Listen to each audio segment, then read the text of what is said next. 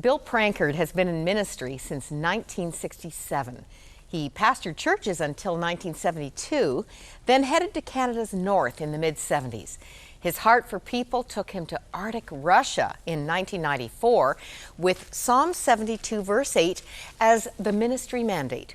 Sea to sea and from the river to the ends of the earth. Sounds adventurous. It is, and it may be genetic.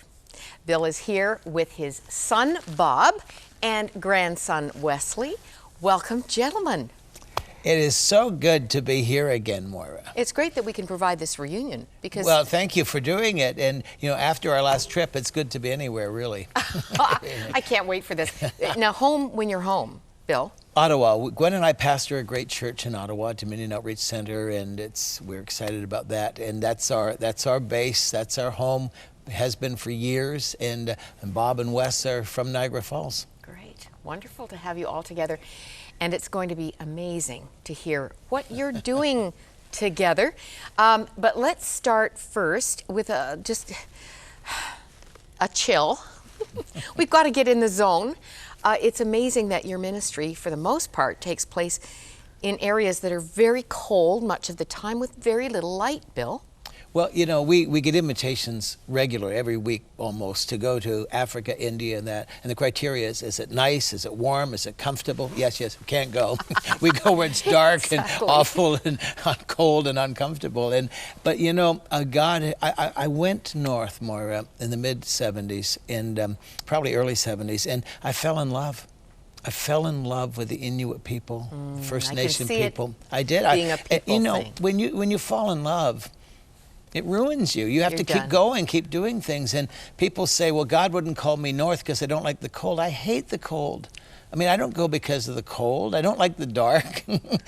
I don't like, you know, roughing it. But the people, Moira, and particularly, I mean, in Arctic Canada, they're forgotten people and misunderstood. But in Arctic Russia, they're called the forgotten people. And I mean, some government people said, you know, why don't you leave them alone? You know, we'd be all better off if they just die. Because, I mean, you know, to get help to them and get supplies, the government, according to the mayors of many of these villages, have abandoned them. And so they don't get food supplies, they don't get clothing supplies, they don't get heat supplies.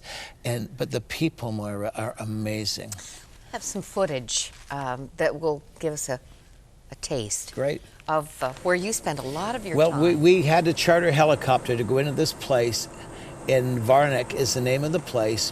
100 people live here in one of the most isolated, one of the most remote places you could ever get to. Where is this exactly? It's at the very top of Russia. Wow. That's the helicopter. We chartered it, very expensive, but the only way to get there. Where's Siberia in relation to this? Well, this is part of Siberia. It's part of Siberia. Northern Siberia.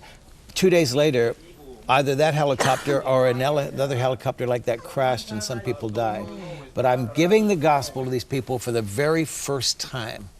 Now this community, there's 100 people, 30 of them are kids who are taken away to another community for school. So you take the life of the community. There's 600 idols. They're idol worshipers. There's several shamans there, witch doctors, and they'd never heard the gospel. Wow, I mean, for an evangelist, this is amazing. And while I started speaking, telling him what Jesus had done in Arctic Canada and touching whole communities, people started to call out. I mean, I don't think it was natural. I think it was spiritual. They've come to invade our island. They've come to take our island. Well, we had. And so many people came to Jesus. We took a dentist there that helped people. They hadn't had a dentist in 10 years, and he was only there for a few hours. And we take them food, we take them clothing, but we left them with so much ministry. And our workers in Russia, we have a staff there that they're going to go back as soon as we can get them back to disciple these people. That whole community will be saved. That's why we do it. Wow. That's why we do it. It's amazing. You know, you go into all these difficult places, and you've done it for so many years. And Bill, you don't even seem to age. I mean, that's every time you come back, you just look the same. When you freeze, you know, you're preserved, I guess. But I mean, it was very rough there. It was very rough. Really hard. We slept on the floor of the very cold cultural center and ate just whatever we had brought. but the people were amazing. Now, Bob, this obviously has, I don't know how far back you were captured by this same love. You went to Arctic Canada with me years ago. Yeah, we had been to Arctic Canada. So I think it is part of the DNA. Yeah, I was on this trip to Russia with Dad. Now, is this the trip you nearly didn't come home from? Yeah, well, you know, every trip is dangerous.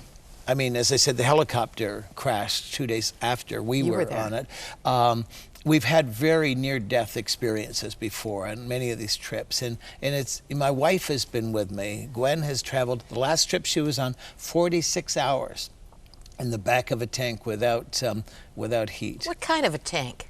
It's a military tank, but they're not really designed for passengers. They're designed for cargo and stuff, but they put you in. We hire these tanks, go in the back, and it's very rough, very rough. We're to see what I haven't even seen what this looks like yet. But on the way back from this trip, our tank went through the ice, and our compartment submerged under the water, the icy water, and I honestly thought we were going to die. I think we have some pictures of it.